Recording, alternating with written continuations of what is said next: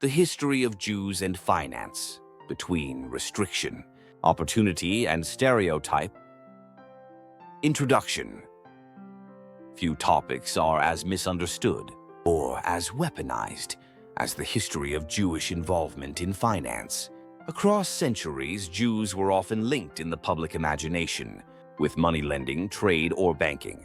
At times, this association reflected real historical circumstances. Jewish communities did play visible roles in certain areas of commerce and credit, yet these roles were neither as dominant nor as sinister as later stereotypes suggested.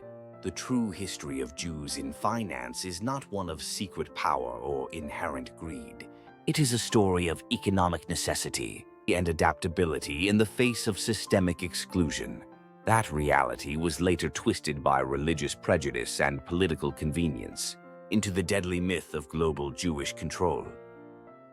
Medieval Europe: why Jews entered finance. In the early Middle Ages, Jews were a small minority scattered across Christian and Muslim lands. They were often legally restricted from owning land, joining craft guilds, or holding public office, roles that provided security and prestige for Christians. With these avenues blocked, Jews turned to occupations that were available to outsiders, especially trade, moneylending, and tax collection. Another factor was religious law. The Catholic Church prohibited Christians from charging interest on loans, a practice known as usury. While Jewish law also discouraged usury, it allowed lending with interest to non-Jews. As a result, rulers sometimes invited Jews to serve as moneylenders, since they filled an economic niche no one else could legally occupy. This made Jewish financiers important to medieval economies. They provided credit to monarchs, nobles, and townspeople. The precarious niche, scapegoating, and expulsion. This role, however, was precarious. When rulers owed money they could not repay, Jews became convenient scapegoats. Periods of tolerance often ended in mass expulsions, such as from England, 1290, France, 1306, and Spain, 1492, when monarchs erased debts by driving out Jewish lenders. Thus, the very economic niche Jews filled for survival became the source of widespread resentment. Visibility versus reality. It's important to stress that not all Jews in medieval or early modern Europe were bankers or moneylenders. The majority were poor, working as peddlers, artisans, or in small-scale trade. But finance left a lasting image because it was highly visible and affected powerful social classes. A king who borrowed from a Jewish financier might later accuse the Jews of greed, cementing stereotypes that ignore the actual diversity of Jewish life. By the 16th to 18th centuries, a few Jewish families, such as the Rothschilds in the 19th century, rose to prominence in international finance. But these were exceptional cases, magnified out of proportion. In reality, the vast majority of Europe's financial institutions, such as the Bank of England, the Bank of France, and major mercantile or aristocratic families, were non-Jewish. The myth of Jewish financial dominance obscured the overwhelming role played by Christian elites. The birth of anti-Semitic myths. The idea of Jews as controllers of money and power emerged from a mix of economic resentment, religious prejudice, and political convenience. Several myths stand out.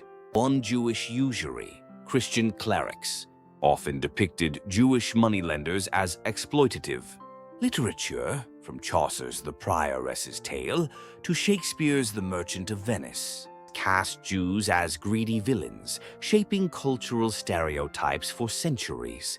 2, blood libel and wealth. Myths that Jews murdered Christian children for ritual purposes often included accusations that they used money to bribe officials and escape justice, tying wealth to malevolence. 3, global control theories. By the 19th century, with industrial capitalism expanding, Jews were blamed for both rapacious capitalism and revolutionary socialism. Forged texts like the Protocols of the Elders of Zion, 1903, claimed Jews secretly ran the world economy. This lie spread widely, especially in Nazi propaganda. 4. The Rothschild obsession. The Rothschild banking dynasty became a focal point for conspiracy theories. While the family was indeed wealthy and influential, they were one of many powerful financiers of the time. Antisemites seized on their Jewish identity to claim Jews collectively dominated finance. Nazi Germany and the deadly consequences. The most catastrophic exploitation of these myths came under Nazi rule. Adolf Hitler and his propagandists insisted that Jews controlled both Wall Street and Bolshevism, depicting them as masterminds behind every global ill. Economic frustration after World War I gave these lies traction in Germany. The myth of Jewish financial dominance justified not only exclusion from economic life, but ultimately genocide. The Holocaust showed how dangerous conspiracy theories could become when tied to political power. Modern echoes of old stereotypes. Even today, anti-Semitic tropes persist. They surface in claims that Jews own the banks, control Hollywood, or manipulate global markets. These narratives thrive in times of economic uncertainty, when people seek scapegoats. This modern recycling ignores the fact that Jews are statistically represented across all economic strata and professions, making the myth of unified financial control fundamentally illogical and baseless. The reality is that for the vast majority of Jewish people, finance is neither an overriding concern nor a collective pursuit. Importantly, Jewish tradition itself does not emphasize wealth or finance as a cultural value above others. Instead, Jewish religious texts stress study, community, and justice. The prominence of a few Jewish financiers in history reflects historical circumstances, not a collective essence. Rethinking the narrative. Understanding the real history behind these stereotypes is crucial for dismantling them. Jewish involvement in finance arose not from secret power, but from exclusion. When barred from land and guilds, Jews turned to what was left open. Their visibility in these roles made them targets, and centuries of cultural storytelling exaggerated the reality. At the same time, the survival and resilience of Jewish communities through adversity testify to human adaptability. Far from ruling the financial world, Jews often lived under fragile conditions, where their roles in finance were both necessary and dangerous. Epilogue. The story of Jews and finance is not one of hidden control, but of how a minority navigated systemic barriers. It is also a story of how stereotypes, once formed, can outlive their origins and mutate into powerful myths.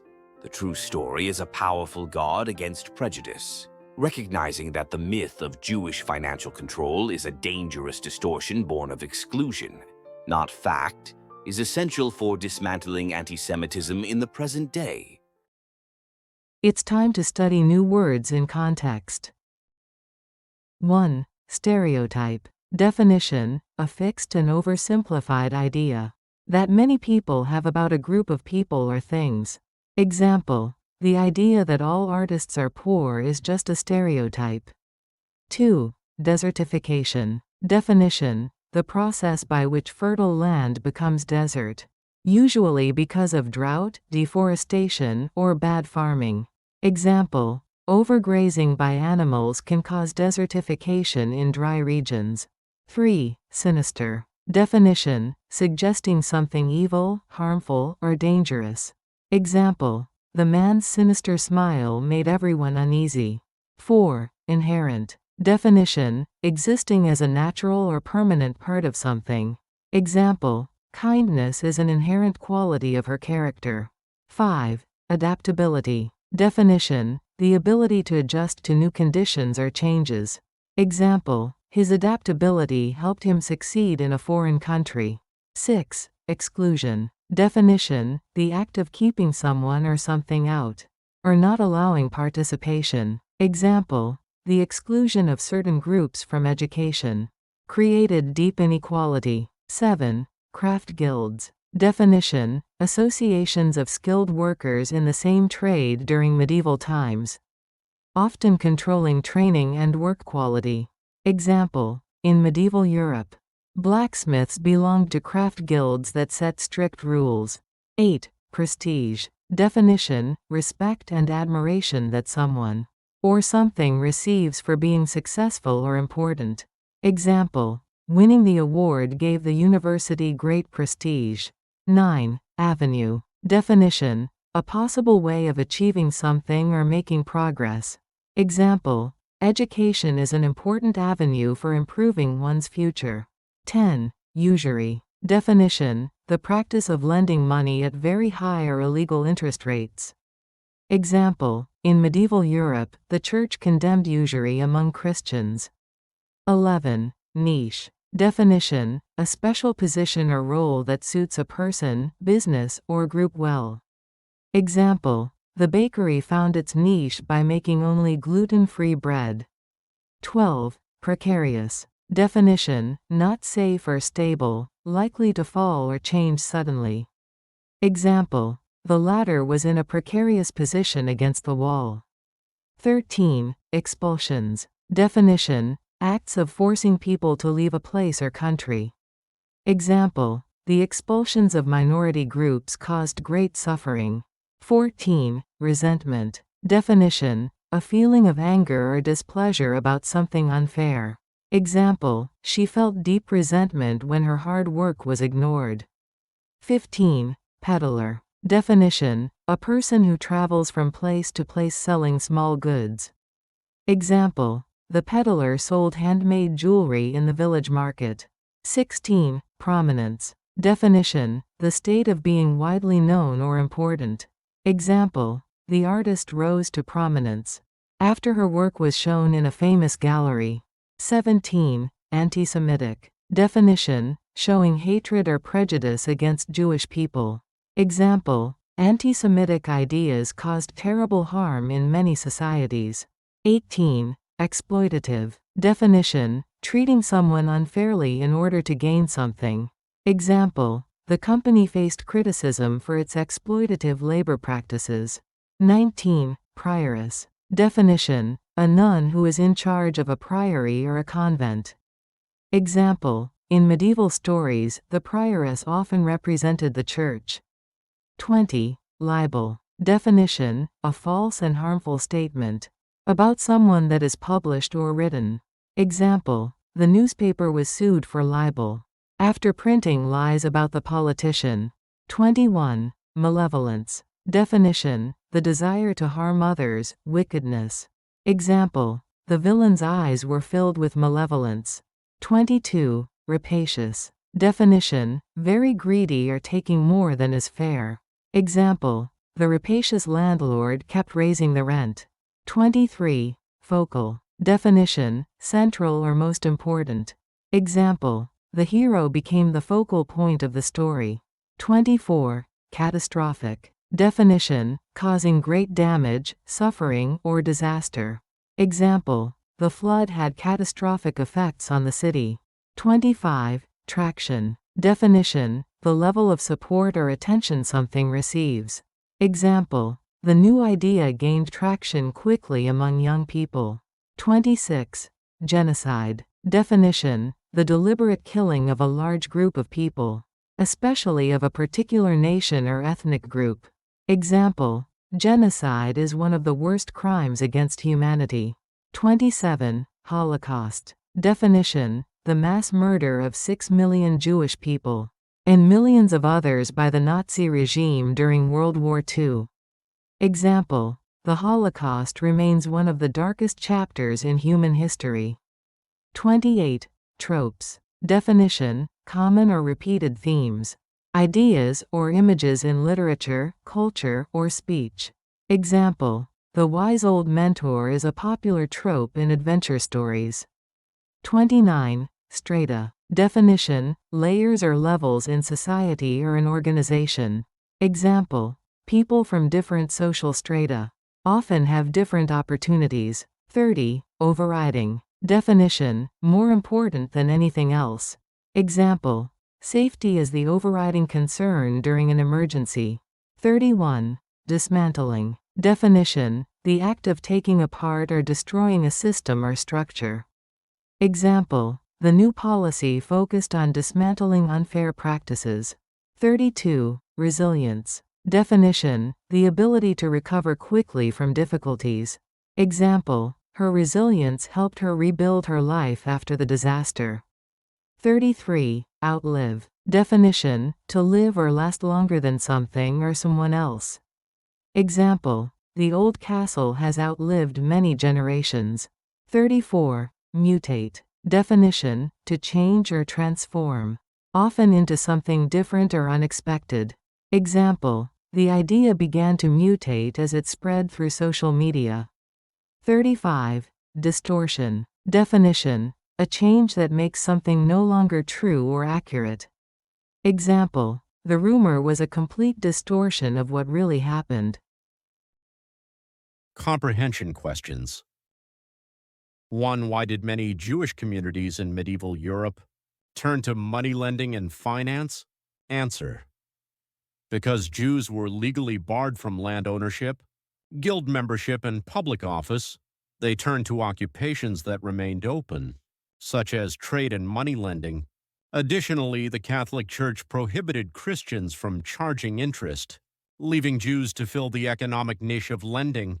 2. What is usury, and how did Jewish and Christian laws differ on the subject? Answer: usury is the charging of interest on loans.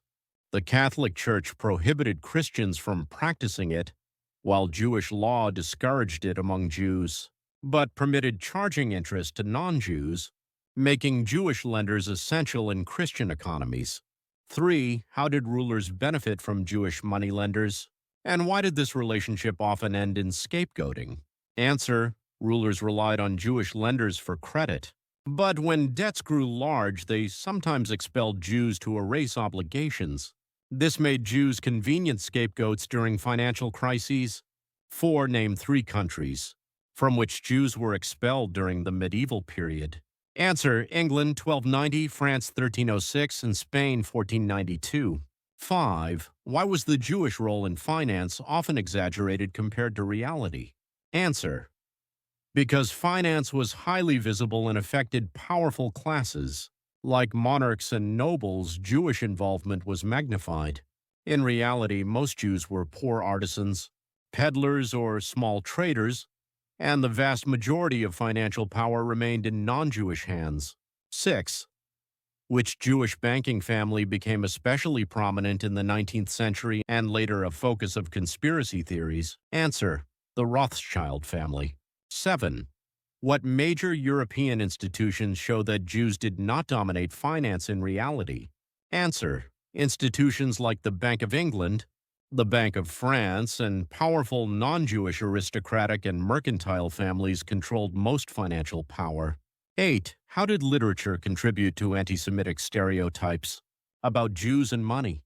Answer: works like Chaucer's The Prioress's Tale and Shakespeare's The Merchant of Venice depicted Jews as greedy, villainous moneylenders, reinforcing cultural stereotypes. 9. What is the Protocols of the Elders of Zion, and why is it significant? Answer: it is a forged text published in 1903 that falsely claimed Jews had a secret plan to control the world economy and politics. It became one of the most influential anti-Semitic conspiracy texts, widely circulated and used as propaganda. 10. How did Nazi propaganda exploit myths about Jews and finance? Answer: Nazis claimed Jews controlled both capitalism, Wall Street, and communism, Bolshevism, portraying them as masterminds behind global problems. This justified economic exclusion and ultimately genocide. 11. What historical conditions explain Jewish involvement in finance, if not secret power? Answer: Jewish involvement came from exclusion, being barred from land ownership and guilds, forcing communities to adapt to survival opportunities in trade and finance. 12. Why is the myth of Jewish financial control fundamentally illogical and baseless?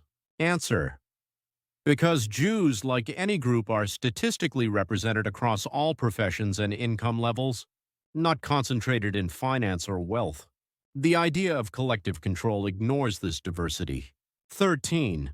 What values do Jewish religious texts emphasize, rather than wealth or finance? Answer: study, community, and justice. 14. What broader lesson can we learn from the persistence of these myths? Answer: that stereotypes once formed can outlast their historical origins and be recycled during times of crisis, fueling prejudice and violence. 15. What is the article's central conclusion about Jews and finance? Answer: the history of Jews and finance is not one of hidden control, but of survival under systemic exclusion. Recognizing that myths of Jewish dominance are distortions is essential to dismantling antisemitism today.